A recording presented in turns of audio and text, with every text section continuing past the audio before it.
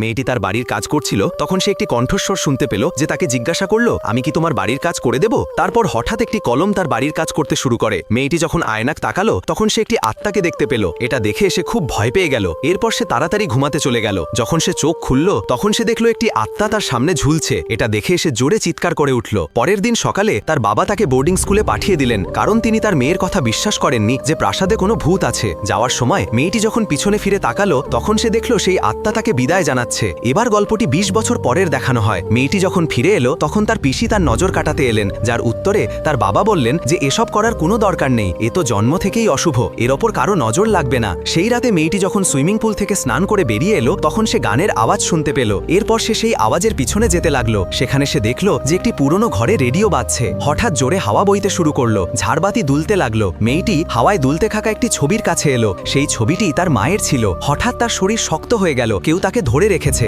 সে মেঝেতে পড়ে গেল। ঝাড়বাতির এক একটি অংশ মেঝেতে পড়তে লাগলো।